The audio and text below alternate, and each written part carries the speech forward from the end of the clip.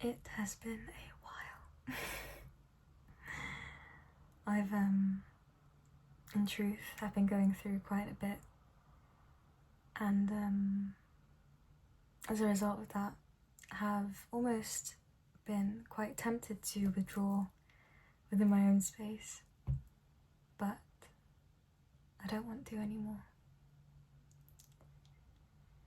I've had a very interesting conversation with my therapist last week, and I brought forward to her a contemplation of mine which has been on my mind for a while now, about isolation versus community, of sovereignty versus connection. And I noticed that for the longest time ever, I was so used to being alone. Whenever things would come up, I almost learned how to almost have an alchemical transformation occur within myself, being both the healer and the patient. You know, I would feel the pain, feel the sadness, feel the pleasure, feel the joy, and also be that alchemist that would heal those parts and feel those parts and intellectualize those parts and understand those parts and have that happen in tandem. And the human is powerful because we are capable of that.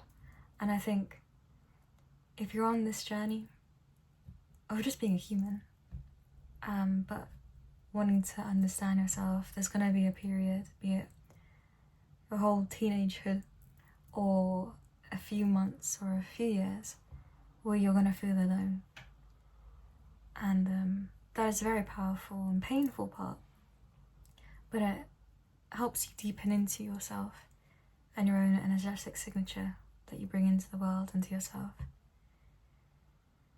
But there's a phase after that where connection comes in, and what I've noticed is my friends are like mirrors.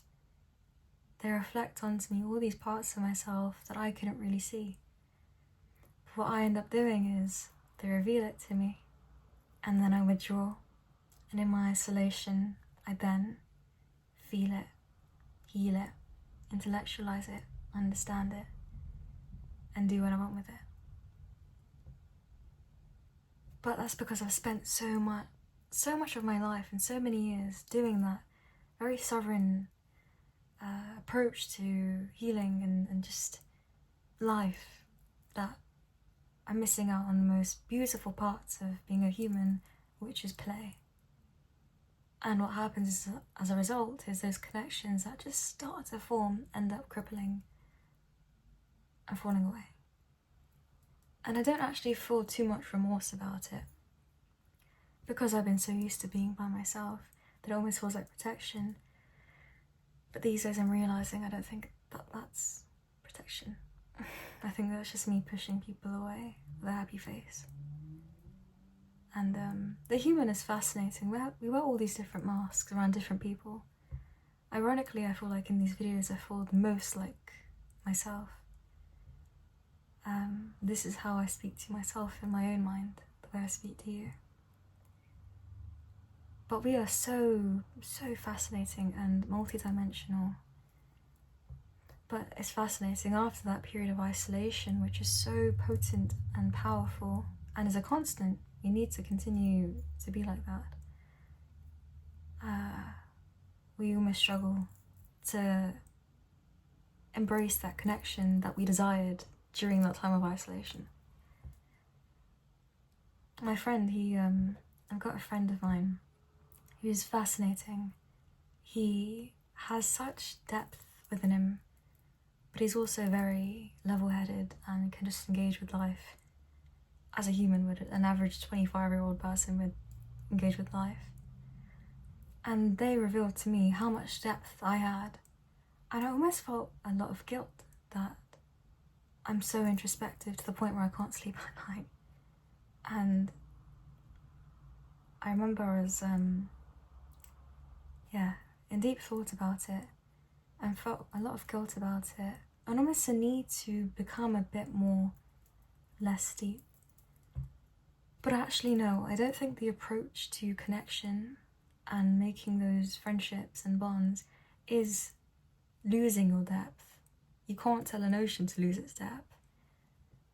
But what it is just remaining rooted in that, and also just seeing the moment and people for what they are, not as lessons, you know, but actually just feel life, you know. To feel life, feel it. I think that's something that we're actually losing, and I think I'm for sure guilty for not really feeling life. I have a desire to feel it. The way that I feel it is through intellectualizing it, but perhaps it actually is the experience of it. You know, what else am I going to be a human like this, in this form, in this time? Perhaps it really is just to feel. But yeah, it can be very hard to let people in. And I understand that completely if you're going through this.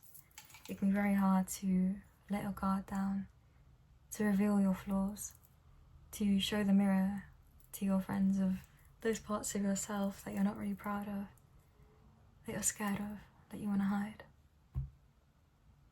But you have to feel it. And I want to feel it. I want to feel alive.